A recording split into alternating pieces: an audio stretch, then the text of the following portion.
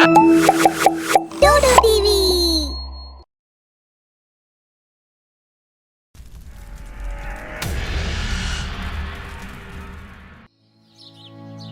ரொம்ப காலத்துக்கு முன்னாடி ஒரு விவசாய குடும்பம் ஒரு கிராமத்தில் வாழ்ந்துட்டு வந்தாங்க. அந்த விவசாயியோட பொண்ணு தூங்கிட்டு இருக்கும்போது ஒரு பாம்பு கடிச்சதுனால அந்த பொண்ணு இறந்து போயிடுச்சு. அப்புறம் கொஞ்சம் வருடங்களுக்கு பிறகு, சீமா, இன்னைக்கு நான் என்னோட பொண்ணை ரொம்பவே மிஸ் பண்றேன். வேண்டாம் வேண்டாம். அந்த மந்திரவாதி அன்னைக்கு என்ன சொன்னாரோ உங்களுக்கு ஞாபகம் இருக்கா? அவரை ஞாபகப்படுத்தினா ஃபேமிலி ஃபுல்லா செத்துருவாங்கன்னு சொன்னாரு. ஏற்கனவே என் பொண்ணு இறந்துட்டா. இப்ப என்னோட பையனுங்களும் எழுந்துட நான் ரெடியா இல்ல. கடவுள் உங்களுக்கு நல்லது பண்ணுவாரு. ஊர்ல ஒருத்தர் ட்ரம்ஸ் அடிச்சுக்கிட்டே அந்த ட்ரம்ஸ் அடிக்கிறவரு ஒரு விஷயத்த சொல்றாரு. கேளுங்க கேளுங்க கேளுங்க கிராம மக்களே, இன்னையிலிருந்து இந்த கிராமத்துல இருக்கிற மக்கள் ஒரு வண்டி முழுவதும் சாப்பாடு அனுப்பணும். அதோட சேர்த்து ஒரு பானை தண்ணியும் இந்த காட்டுக்குள்ள அனுப்பணும். ஒருவேளை நீங்க அனுப்பலனா அவ உங்க ஊரையே அழிச்சிருவா. கேட்டுக்கோங்க கேட்டுக்கோங்க கேட்டுக்கோங்க. கிராம மக்கள் ட்ரம்ஸ் அடிக்கிறவங்களை பிடிக்கிறாங்க. பிடிச்சு அவரை கிராம தலைவரான மகேஷ் கிட்ட கூட்டிட்டு போறாங்க. ஏய் ட்ரம்ஸ் அடிக்கிறவரை, யார் இதெல்லாம் உங்ககிட்ட சொல்ல சொன்னாங்க? யார் அது? யார் எங்க ஊரை அழிக்க போறாங்க? ஐயா, நான் ரோடு வழியா திரும்ப வந்துட்டு இருக்கும்போது ஒரு பயங்கரமான நிழல் என் முன்னாடி வந்துச்சு. அப்புறம் நான் இந்த ஊர்ல சொன்னதெல்லாம் அது என்கிட்ட சொல்ல சொன்னுச்சு. நான் சொல்லலைன்னா அது என்ன சாப்பிட்ருக்கும். நீ சொல்றதெல்லாம் நான் ஏன் நம்பணும்? ஐயா, நான் பொய் சொல்ல ஐயா. அந்த நேரத்தில் நான் ரொம்ப பயந்து போயிட்டேன். அது யாருன்னு எனக்கு தெரியல. அதோட மூஞ்சி கூட நான் பார்க்கல. அது இதெல்லாம் என்கிட்ட சொல்லிட்டு அந்த இடத்த விட்டு ஓடி போயிருச்சு. ஏதோ ஒரு பெரிய ஆபத்து வரப்போகுது. எனக்கு ரொம்பவே கவலையா இருக்கு. இல்ல இல்ல, அப்படிலாம் எதுவும் நடக்காது. நீங்க ஒன்றும் கவலைப்பட வேண்டாம். நான் பார்த்துக்கிறேன்.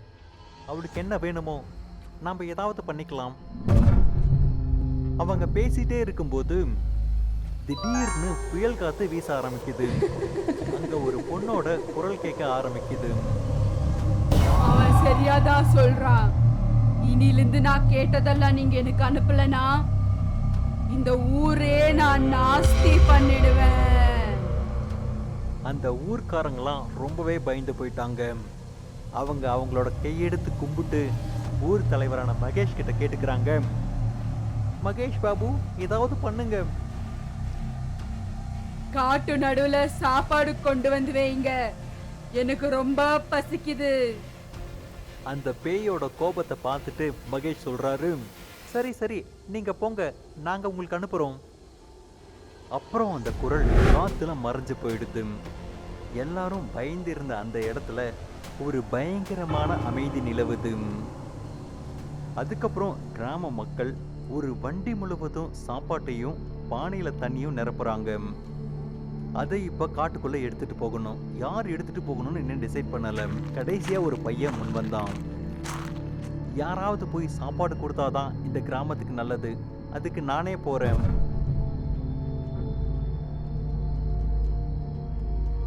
அந்த வண்டி முழுவதும் இருக்கிற சாப்பாட்டை அவன் எடுத்துட்டு கிளம்புறான்.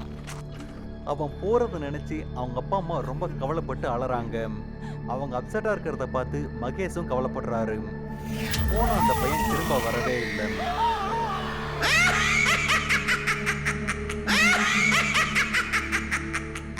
இது தினமும் நடக்க ஆரம்பிச்சது. தினமும் யாரோ ஒருத்தங்களோட குழந்தைங்க அதுக்கு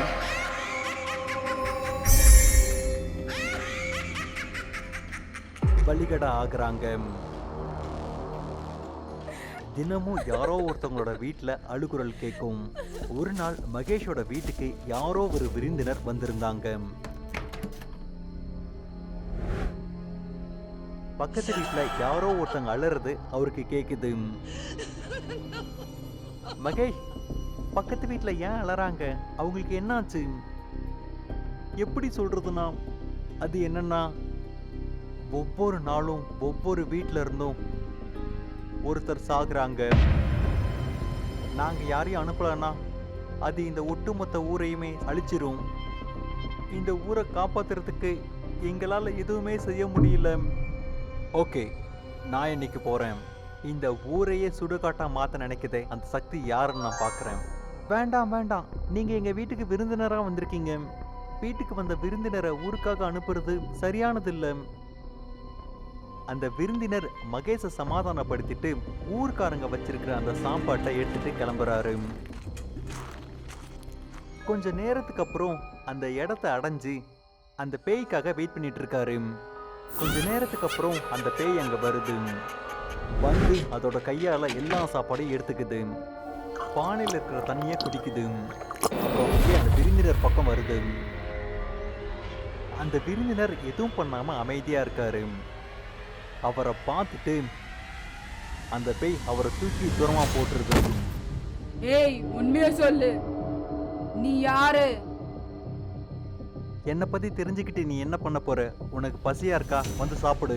நான் மற்றவங்களை விட எந்த விதத்துல வேறுபட்டு இருக்கேன்? நான் யாரா இருந்தா என்ன? இந்த ஊர்ல இருக்கிற எவ்வளோ குழந்தைங்களை நீ சாப்பிட்ருக்க. என்கிட்ட மட்டும் ஏன் இந்த கேள்வி கேட்கிறேன்? நான் எல்லாரையும் சாப்பிடும்போது அவங்க அழுவாங்க. அப்ப நீ சும்மா தான் இருந்த. நான் தேவாஞ்ச். என்னால உன்னை இந்த நரகத்துல இருந்து விடுவிக்க முடியும். சரி, நீ யாரு? நானு இந்த ஊர்ல பிறந்த பொண்ணு. எங்க அப்பா ஒரு விவசாயி. என்ன பாம்பு கடிச்சிடுச்சு. அதனால என்ன ஒரு மந்திரவாதி கிட்ட கூட்டிட்டு போனாங்க பாய்சன் எடுக்கிறதுக்காக. ஆனா அவன் இல்லாத பொல்லாத கதையெல்லாம் எங்க அப்பா அம்மாக்கு சொன்னான். அவங்க என்னோட தகனம் கூட பண்ணல. என்ன முழுசாவே மறந்துட்டாங்க. நம்ம சொந்தக்காரங்க மனதுல நம்ம செத்துட்டோம்னா அது எவ்வளவு கஷ்டமா இருக்கும். அதனால நான் அவனை சாகடிச்சிட்டேன். ஆனாலும் எனக்கு நிம்மதி கிடைக்கல. அதனாலதான் அன்னிலிருந்து எல்லாரையும் சாகடிக்கிறேன். அதுவே எனக்கு ரொம்ப பழகிடுச்சு. மகேஷ் அப்புறம் கிராம மக்கள் எல்லாரும் சேர்ந்து அந்த விருந்தினர் பின்னாடி நடந்து போனாங்க. அவங்க இவங்க பேசுறதெல்லாம் ஒளிஞ்சிட்டு நின்று கேட்டுட்டு இருந்தாங்க. ஆமா ஐயா, என் பொண்ணுக்கு வெறும் 4 வயசு தான் ஆயிருந்தது. ஒரு சாமியார் சொன்னாரு அந்த பொண்ணை தண்ணியில தூக்கி போட்டுருங்க, இல்லைன்னா உங்க குடும்பத்துல இருக்கிற எல்லாரும் செத்துருவாங்கன்னு. ஆனா நான் காரியம் கூட பண்ணாம விட்டுட்டேன். நாம எல்லாரும் ஒண்ணா சேர்ந்து காரியத்தை பண்ணுவோம். நீ இந்த ஊரோட மகன். உனக்கு என்ன ஆச்சோ அது சரியானதில்லை. இதுக்கப்புறம் இந்த ஊர்க்காரங்களை நீ எதுவுமே பண்ணாத. அவர் சொன்னதை கேட்டு அந்த பேய் சமாதானம் ஆயிடுச்சு. அந்த பேய் எல்லாரையும் மன்னிச்சிடுச்சு. ரவேஷ் தன்னோட தைரியத்தால அந்த பேய் கிட்ட பேசி அந்த பேய்கிட்ட இருந்து கிராமத்தை காப்பாத்தி அந்த பேயை முக்தி அடைய வச்சிட்டாரு.